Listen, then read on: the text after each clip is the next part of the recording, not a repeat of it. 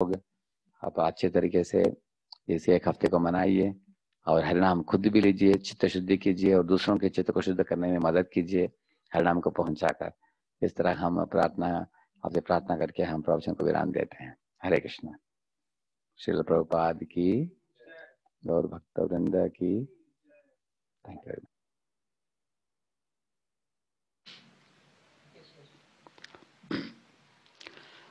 हरे कृष्णा। इधर एक प्रश्न आया है, यदि कोई एक दो बार नाम लेता है और फिर बाद में पाप कृत्य में लग जाता है तो उसकी क्या गति होती है? अच्छा प्रश्न है। देखिए प्रभुपाद जी बोलते हैं, अगर आप कृष्ण भावनामृत में जुट गए तो आपको कुछ नुकसान नहीं है, लाभ ही लाभ है। तो प्रभुपाद जी बोलते हैं कि आपको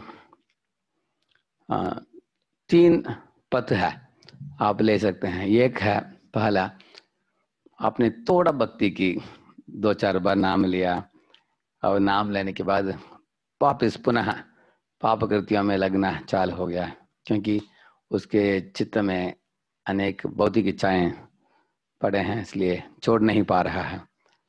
तो अंतिम काल में उसको स्वर्गवास प्राप्त होगा।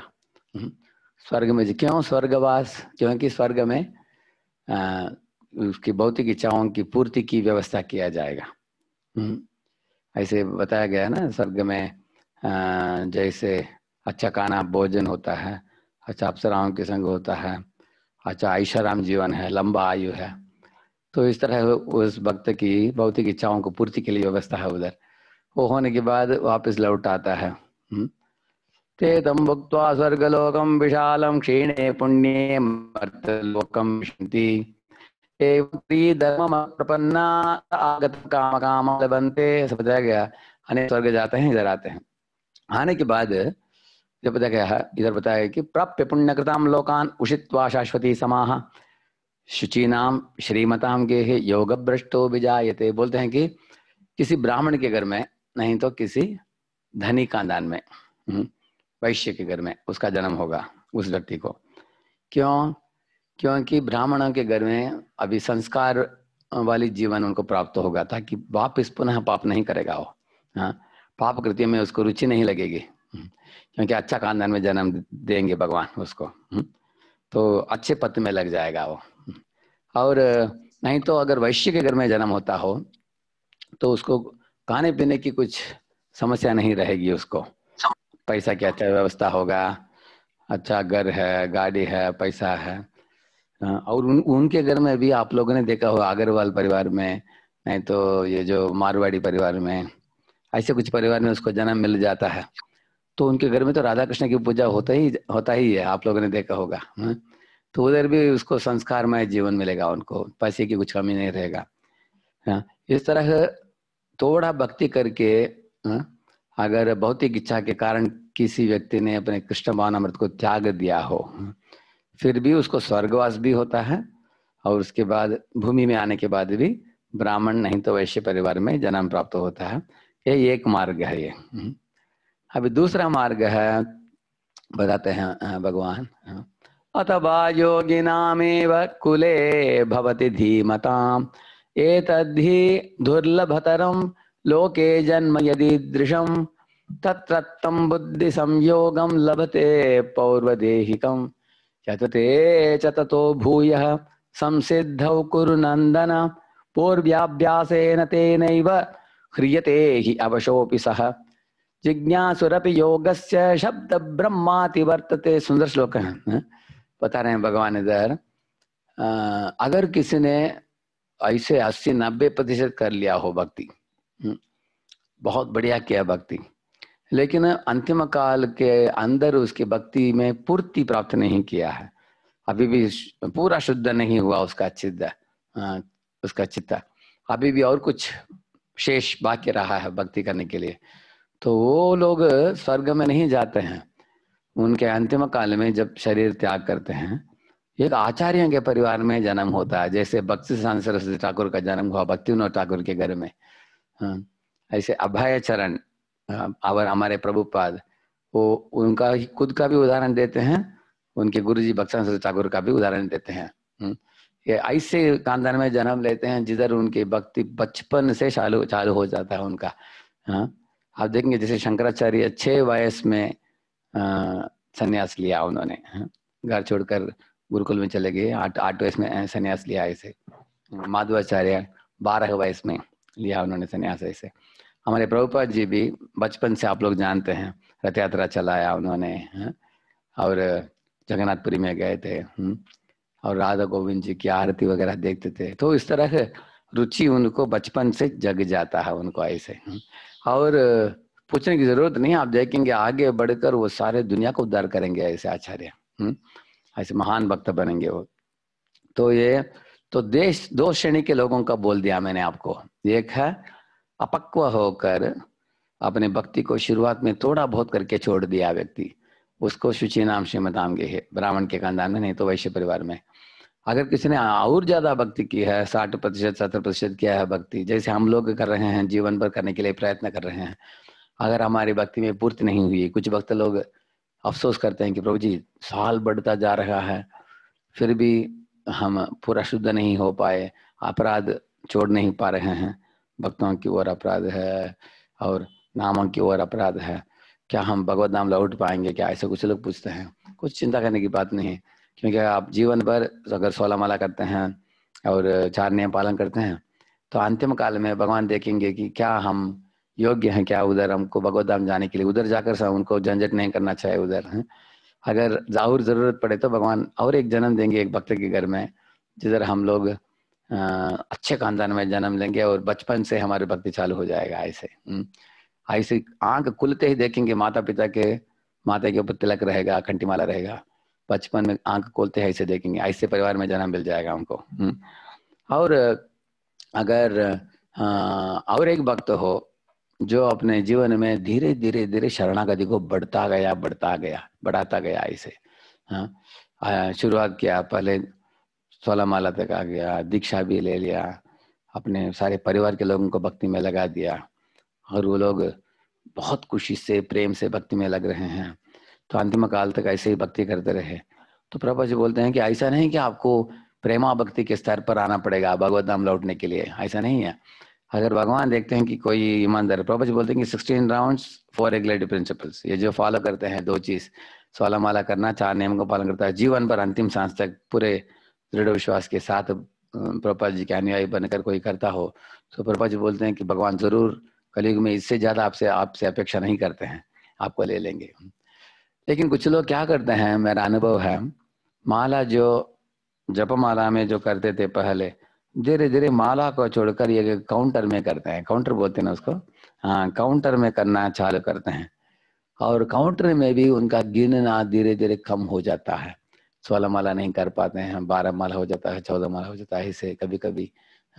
और धीरे धीरे वो भी कभी बात करते करते फोन में बात करते हैं, साथ साथ करते हैं।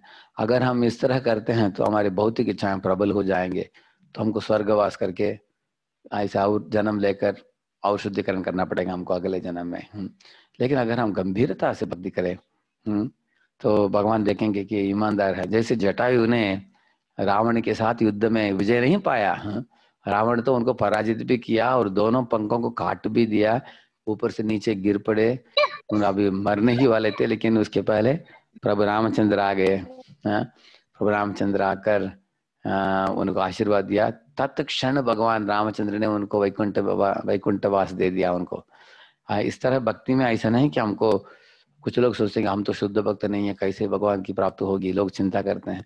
अगर भगवान आपसे खुश हो गए, आपकी योग्यता भी नहीं देखेंगे भगवान, योग्यता में जो अधूरा रह गया है उसको पूरा करके आपको भेज देंगे भगवान। ऐसे उनके पास क्षमता है, कितने अयोग्य लोगों को भगवान योग्य बनाए हैं। लेकिन हम लोग ईमानदारी से भक्ति करना चाहिए, नेकता से, प्रामाणिकता से। अगर भगवान को कोई धोखा देने के लिए प्रयत्न करेगा, खुद ही धोखा खाएगा, है ना। इसलिए कुछ लोग पूछते हैं, एक लड़का पूछा, ऐसा है क्या प्रभु जी, नारायणा बोलकर अजामिल को इतना सदगति प्राप्त हुआ, तो हम थोड़ा भौतिक जीवन का आस्वादन भी ले लेते हैं 70-80 तक। उसके बाद एक दिन पिस्तौल लेकर बोलेंगे 80 के बाद तो शरीर बिगड़ जाता है, हम जी नहीं पाएंगे सही ढंग से, अलग अलग अवयव तकलीफ देता है, तो एक पिस्तौल लेने का हरे कृष्णा ऐसा करके हम शूटिंग कर लेंगे। ऐसे एक लड़का पूछ रहा है। तो भौतिक जीवन भी अच्छा हो गया और आध्यात्मिक जीवन भी। उसने सोचा कि आध्यात्मिक रूप से भी हम हरे कृष्ण बोलकर शूटिंग कर लेंगे, हम उधर चले जाएंगे। मैंने बोला अरे ऐसा नहीं चलता है, भगवान देखेंगे धोखाबाजी कर रहा है। जीवन भर वासनाओं में लगा, व्यसन के जीवन में लगा था, अभी भी अचानक वो भगवत धाम लाने की योजना बना रहा है। भगवान समझ लेंगे। देखिए अजामिल जो था उसके मन में कुछ योजना नहीं था, वो निस्सहाय भावना से अपने बेटे को ही पुकारा। वो उसके मन में ऐसा कुछ विचार नहीं था कि मैंने बहुत पाप किया है, नारायण नाम ले लूंगा वैकुंठ विमान आ जाएगा, ऐसा कुछ योजना नहीं था उसके। वो तो वैसे तो भोला भला था, उसमें पाप कृत्य में लग गया था, अपने पुत्र को ही पुकारा था उसने, इसलिए उसको दूसरा सेकंड चांस दिया गया उसको। और 12 साल भक्ति करने के लिए, भगवान के नाम उच्चारण करने के कारण। लेकिन अगर कोई योजना बनाएगा पहले से, मैं इतना भौतिक जीवन में भोग विलास करूंगा और ये सब करेगा भगवान समझेंगे अरे ये बदमाश है, धोखाबाजी कर रहा है, तब भगवान ऐसे लोगों को नहीं लेंगे। और एक चीज है, कभी कभी आप लोग सुनेंगे, एक कृष्ण नाम लो ये सर्व पाप क्षय, ऐसे एक श्लोक है। एक नाम लो हरे कृष्ण, बस आपके सब पाप कर्म का बोझ क्षय हो जाएगा, आप मुक्त हो जाओगे, ऐसे बताया गया शास्त्र में। इसका मतलब क्या है, जैसे आप लोग वृंदावन में जाते हैं कृष्ण बलराम मंदिर में, मंदिर के पीछे एक बलराम हॉल है, उधर प्रसाद होता है। उधर अगर आप टिकट काउंटर में खरीद लेते हैं टिकट, लेकिन भीड़ भाड़ बहुत है, अंदर घुस नहीं पा रहे हैं आप, आपको डर होता है कि प्रसाद खत्म नहीं हो जाए, इतना भीड़ है आज, तो गेट भी बंद है, आपको बोल रहे हैं बाहर, आप लोग वेट करो, आपको अंदर बुलाएंगे। तो आप पूछते हैं प्रसाद है क्या, तो वो बोलेगा टिकट है क्या आपके पास। अब अगर आप हाँ बोलेंगे ना, बोलेगा तो प्रसाद मिल ही गया आपको, चिंता नहीं है। नहीं प्रभु जी भीड़ बहुत, भीड़ है, लेकिन अगर टिकट जिन्होंने लिया उनको प्रसाद खत्म भी हो जाता हम बना कर देंगे, जिनके पास टिकट है। इसलिए आप चिंता मत करो, धक्का मुक्का मत करो, रुको, टिकट है तो प्रसाद मिल गया, ऐसे बोलते हैं।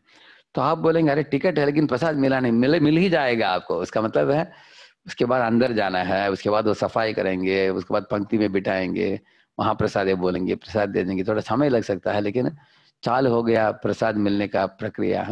इसी तरह आपने एक नाम ले लिया, हरे कृष्णा बोल दिया आपने, तो उधर से आपका आध्यात्मिक जीवन चाल हो गया आपका।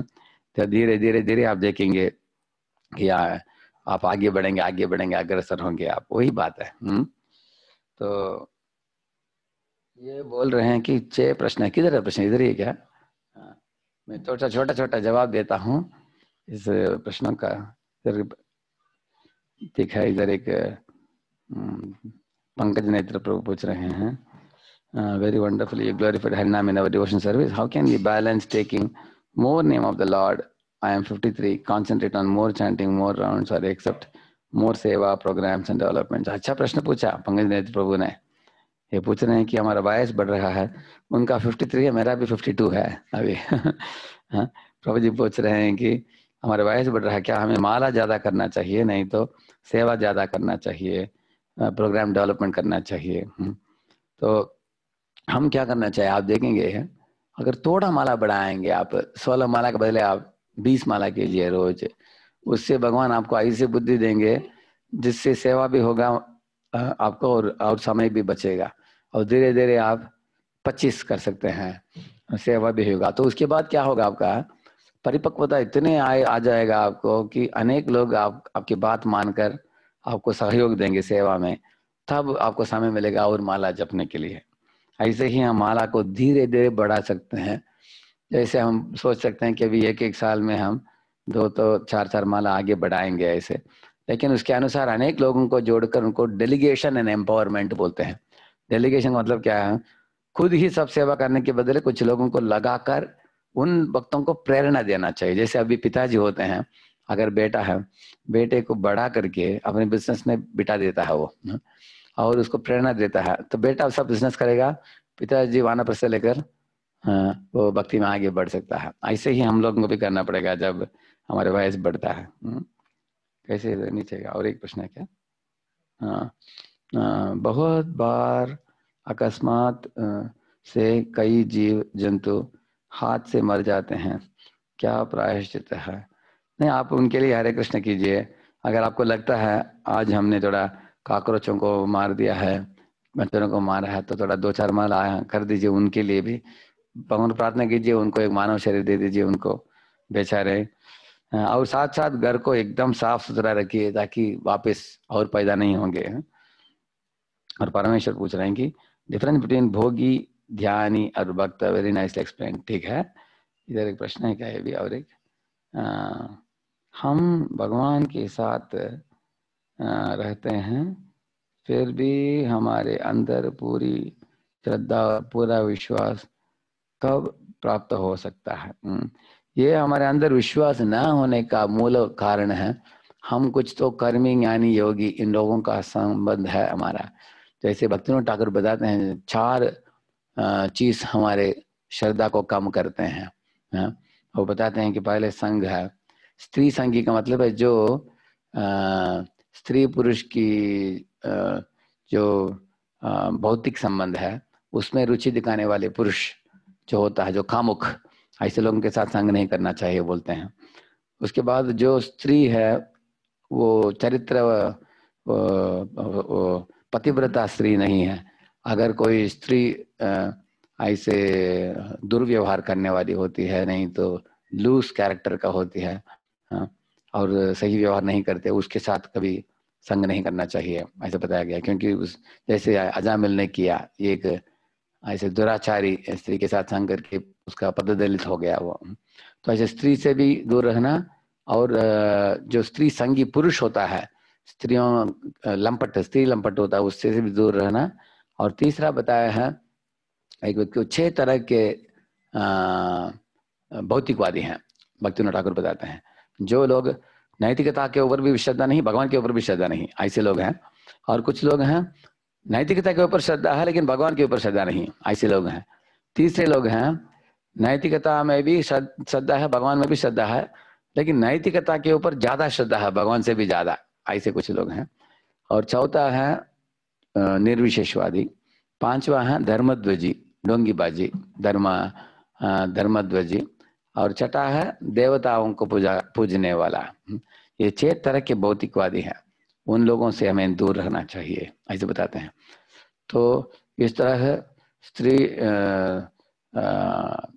स्त्री लंपट व्यक्ति और स्त्री, और तीसरा है इस तरह के 6 तरीके के भौतिकवादी लोगों से दूर रहना। और चौथा क्या बताते हैं वो, रजोगुण तमोगुण के प्रभाव से हमारी श्रद्धा कम होता है। हम रजोगुण तमोगुण से ऊपर उठने के लिए नाम ज्यादा जपना चाहिए और ध्यान पूर्वक सुनना चाहिए। अगर 16 माला भी टिक नहीं होता तो हम ज्यादा नाम जपने से सत्वगुण बढ़ जाएगा। और आप भागवत के 11वें स्कंद के 15वां अध्याय पढ़िए। वो 3 गुणों के बारे में उधर 10 उपाय देते हैं भगवान सत्वगुण को कैसे बढ़ाना। 11वें स्कंद के 15वां अध्याय। और भगवत गीता के भी 14, 15, 16, 17, ये 4 अध्याय पढ़े भगवत गीता के, आपके अनेक आइडियाज मिल जाएंगे आपको सत्वगुण को कैसे बढ़ाना। हो गया। लास्ट क्वेश्चन लगता है, what is special benefit of chanting holy name in this week than other days of the month? How to chant attentively when the mind is troubled with different incessant thoughts? ठीक है, ये पूछ रहे हैं कि ये महीने में, ये हफ्ता जो है होली नेम वीक, इसमें ज्यादा जपने से क्या लाभ है? देखिए वैसे तो ये हफ्ता इस्कॉन के परम पूज्य लोकनाथ महाराज ने चालू की थी कि कम से कम साल में एक हफ्ता ले ले हम, जिसमें हम ना ज्यादा नाम लेकर के। इसलिए उन्होंने पहले एक दिन रखा, अभी एक हफ्ता रखा है। तो सारे दुनिया में सब वैष्णव साथ में ज्यादा नाम जप रहे हैं। आज से चालू होकर शाम को 4 प्रवचन होने वाला है, 5 से 9 तक, 1 घंटे का। बड़े बड़े महात्मा लोग देने वाले हैं प्रवचन। तो मैं भी रोज देता था, उसको बंद करके रखा हूँ मैं 1 हफ्ते के लिए, ये कथाओं को सुनने के लिए शाम को। तो इस तरह हम लोग अनेक वैष्णव से सुन सकते हैं। अगर हो सकता है तो आप 16 माला करते हैं, आप 20-25 कर सकते हैं, माला ज्यादा कर सकते हैं। और अनेक तरह के एक्टिविटीज हैं ऑनलाइन, आपको बताएंगे, गिरिवरधारी प्रभु अनाउंस करेंगे तो आप लोग उसमें जुड़ सकते हैं इससे। हाँ। और हम ये पूछ रहे हैं कि हम नाम को ध्यान पूर्वक कैसे हम कर पाए, क्योंकि मन बहुत भटकता है। तो इसके लिए हम नाम के संबंध में पढ़ना चाहिए। अनेक किताबें हैं। एक जपा करके एक किताब है बुर्जन प्रभु से। मैं भी इंग्लिश में बोलता हूँ। If you know English you can go to www.japatalks.radheshamdas.com. If you go to japatalks.radheshamdas.com, if you go there, छोटे छोटे क्लिप्स हैं उधर 3-4 मिनट का। ऐसे पिछले 8 सालों से मैं डालता हूँ उधर, लगभग 1000 होगा ऐसे। वो क्लिप्स को लेकर सुनिए, उसमें मन के संबंध में अनेक क्लिप्स हैं। अगर आप थोड़ा सुनेंगे, ध्यान पूर्वक समझेंगे, तो मन की प्रवाह को कैसे हम रोक सकते हैं। और मन से हम ऊपर उठकर कैसे हम ध्यान से कर सकते हैं, वो सब बताया गया उधर। ये लास्ट क्वेश्चन है क्या है? हाउ टू कंट्रोल एंगर और raise? It happens while dealing with outside people. We can be very patient, but while dealing with family members, it's very difficult to control anger. And later we react. Even while chanting these thoughts to disturb us, I could control anger. Okay. देखिए, क्रोध को परिवार के लोगों के साथ भी अगर होता है तो क्या किया जाए पूछते हैं। देखिए, क्रोध होता है बहुत ज्यादा अपेक्षा होने के कारण, अनरियलिस्टिक एक्सपेक्टेशंस। खास करके हमारे परिवार वालों को हमने सालों साल देखा है, उनसे अपेक्षा बढ़ जाता है बहुत। क्योंकि हम जानते हैं उनको, वो हमको जानते हैं, इसलिए अपेक्षाएं बढ़ जाता है। अपेक्षाओं को कम करना चाहिए, नंबर 1। नंबर 2, समझना चाहिए कि अगर हम क्रोध करेंगे तो संबंध शिथिल हो जाता है, संबंध कमजोर हो जाता है। तो उसके बाद वो लोग आपकी इच्छा अनुसार नहीं चलेंगे। कभी कभी आपकी इच्छा इतना हो तो इतना ही पूरा करेंगे वो, क्योंकि आपने क्रोध किया है। तो क्रोध से आपका संबंध, जैसे परम पूज्य राजनाथ महाराज बताते हैं, अगर 2 लोगों का हृदय 2 गड़ा के बराबर है, क्रोध करते हैं तो धड़ा करके तो उसमें क्रैक आ जाता है। क्रैक आने के बाद गड़े से क्या होता है, पानी जो अंदर है, जूस, वो निकल जाता है बाहर। इसी तरह हमारे हृदय में कृष्ण प्रेम है, अगर हम क्रोध करते हैं तो रस निकलता है, जूस, कृष्ण प्रेम का जूस, तो हमारे हृदय सूखा सूखा अनुभव होता है। तो एक दूसरे के साथ प्रेम से बर्ताव नहीं कर पाएंगे, हैं, खास करके निकटतम लोगों के साथ। इसलिए महाराज जी बोलते हैं कि पति पत्नी बच्चे अगर घर में वैष्णव हो, उनको पति पत्नी करके ही नहीं देखना चाहिए, साथ साथ वैष्णव करके भी देखना चाहिए। तो आप 17 अध्याय में, भगवत गीता के 17वें अध्याय में 14, 15, 16 3 श्लोक है। अनुद्वेगकरं वाक्यं सत्यं प्रेहितं च यत् स्वाध्यायाभ्यसनं चैव वाङ्मयं तप उच्यते। मन प्रसाद सौम्यत्वं मौनम् आत्मविनिग्रहः भाव संशुद्धिरित्येतत् तपः मानसमुच्यते। देवद्विज गुरु प्राज्ञं पूजनं शौचमार्जवम् ब्रह्मचर्य अहिंसा च शारीरम तप उच्यते। शरीर के लिए, वाणी के लिए, मन के लिए 3 तपस्या दिया है, उसको अपनाइए, क्रोध ऑटोमेटिक निकल जाएगा। ये 3 तरह के तपस्या हैं। 17वें अध्याय के 14, 15, 16 श्लोक है। और दूसरा चीज है, अगर ज्यादा क्रोध आता है तो क्रोध होने के कारण समय भी बीत जाता है झगड़े में। वो झगड़े के समय को के बदले आप हरिनाम कीजिए। आप हरिनाम, हमको जैसे हरिनाम करते करते करते मन शांत होता है। अगर मन भटकता भी हो फिर भी कीजिए, आप थोड़ा ज्यादा माला कीजिए, आप मन को दबा कर कीजिए, हरिनाम कीजिए, धीरे धीरे क्रोध कम होगा, उससे अनुभव कर सकते हैं आप। और तीसरा मैंने ऑलरेडी बोल दिया आपको, अपेक्षाओं को कम कीजिए। आप समझ जाइए कि अगर मैं ज्यादा ही क्रोध करूंगा तो बाद में ये लोग सर मुड़ लेंगे, तो घर का वातावरण एकदम बुरा हो जाएगा, शांति नहीं रहेगा, प्रेम नहीं रहेगा। तो घर हम लोग आते हैं प्रेम का आदान प्रदान करने के लिए, अगर घर में भी प्रेम नहीं तो किधर जाएंगे, आप सोचिए। इसलिए आप सोच लेना चाहिए कि उनसे सॉरी बोल देना चाहिए, भूल से हो गया हम। तो इस तरह अपेक्षाओं को कम करके संबंध को, और भागवत पढ़ेंगे ध्रुव महाराज की सेक्शन, जब अपने माँ को मिलते हैं उधर पढ़िए, आपको अनेक चीजें मिलेगा सुनने के लिए, ठीक है। और मेरा भी एक सेमिनार है एंगर मैनेजमेंट के ऊपर, मेरे यूट्यूब में मिल जाएगा आपको, एंगर मैनेजमेंट डालेंगे तो मिल जाएगा आपको, ठीक है। तो मैं गिरिवरदारी प्रभु और बाकी सब कांग्रेगेशन के लीडर्स को मैं धन्यवाद देता हूँ। आप लोगों के साथ आज भागवत की चर्चा करने के लिए एक मौका मिली। लॉकडाउन होने के बावजूद भी सारे दुनिया में भक्तों की भक्ति का कम नहीं हुआ। अपने अपने घर में भक्त लोग ऑनलाइन के माध्यम से अनेक प्रवचन सुनते आए हैं, और घर में भी उत्सव मनाए हैं, जन्माष्टमी इत्यादि। और ये भगवान का आयोजन है कि घर के सब सदस्यों को साथ में लाकर उनको समय दिया है। अभी हम सुन रहे थे, परम पूज्य रामनाथ महाराज एक वर्ल्ड कॉन्फ्रेंस में थे, उसमें एक व्यक्ति बोल रहा था कि घर में भी सब लोग भाग दौड़ करते थे नौकरी के लिए, इसलिए एक दूसरे के साथ समय नहीं मिलता था। अभी भगवान ने समय दे दिया उनको भी, साथ साथ बाहर भाग दौड़ करके फैक्ट्रीज और उसमें इतना प्रदूषण तैयार करके प्रकृति के ऊपर नुकसान पहुंचाते थे। अभी सब फैक्ट्री बंद पड़ गया था ना इतने 1 साल से, इसके कारण अभी एकदम स्वच्छ हवा और शुद्ध पानी पर रहा। प्रकृति को भी जो टाइम मिला, प्रकृति में जो व्याधि डाला ये लोगों ने उसको शुद्धिकरण करने के लिए ऐसे एक व्यक्ति ने बोला, प्रकृति के लिए भी अच्छा हो गया, मनुष्यों के लिए भी अच्छा हो गया, ऐसे बोला उसने। सही बात है। तो आप लोग नगर के भक्त लोग शनिवार को करते हैं, बड़ा कार्यक्रम करते हैं आप लोग, और उत्सव बहुत बढ़िया होता है। मैं उधर जन्माष्टमी के लिए भी आया हूँ, कभी कभी 3000 लोग आते हैं उधर। तो आप लोग आपके सेंटर को इस तरह डेवलप करते रहिए। और आप देखेंगे परम पूज्य रामनाथ महाराज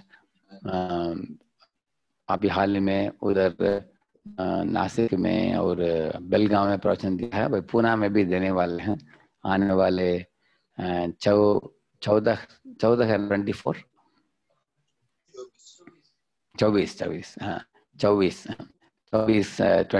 को रात को 8 बजे है। गिरिवधारी प्रभु को मैं संदेश भेजता हूँ, अगर आपको ऑनलाइन में कनेक्ट करना तो आप भी ऑनलाइन में कनेक्ट कर सकते हैं। महाराज शायद 1-1.5 घंटा ऑनलाइन में महाराज बोलेंगे, क्योंकि वो भी शिकागो में हैं। अभी कोई प्लेन ज़्यादा नहीं जा रहा है, बहुत कम प्लेन से, इसलिए महाराज उधर हैं। तो हम लोग उनसे सुनेंगे, महाराज से सुनेंगे। और हम लोगों का परीक्षा है अभी कि हम लोग अगर मंदिर में कहीं नहीं जा पा रहे हैं, घर में ही रहते हैं, तो वो ये हमारे लिए एक टेस्ट है कि हम कितना गंभीर हैं भक्ति में हैं, कितना प्रामाणिक हैं। तो लोगों को घर में समय मिलता है तो हम भक्ति में कितना बढ़ना चाहते हैं, हर एक व्यक्ति को खुद को पूछना चाहिए है? तो हम लोग ये समय का सदुपयोग करें। अभी धीरे धीरे लॉकडाउन खुल जाएगा 2-3 महीने में, उसके बाद सारे क्रियाशील हो जाएगा सब, बाहर भी अभी भी चालू हो गया है कुछ स्थानों में। लेकिन भक्तों को लॉकडाउन हो लॉकडाउन नहीं हो फर्क नहीं पड़ता कुछ है?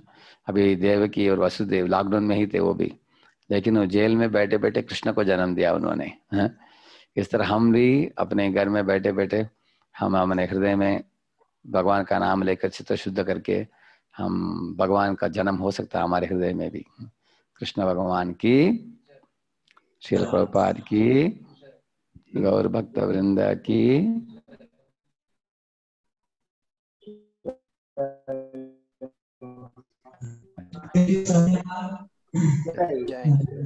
आप जैसे प्रवचन में बता रहे थे कि जिसके पास कृष्ण है उसके पास सब कुछ है।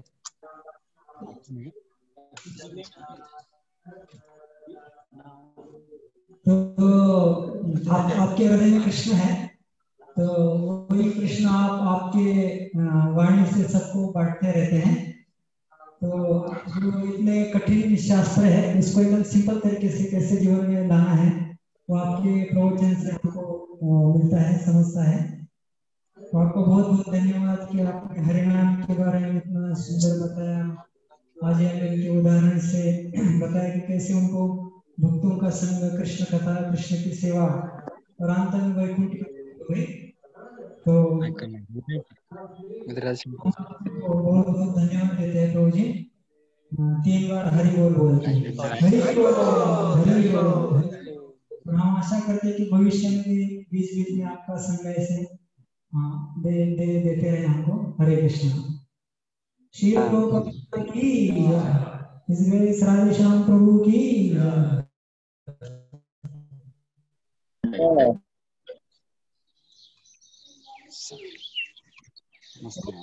कुछ सूचना है तो बता दीजिए भक्तों को।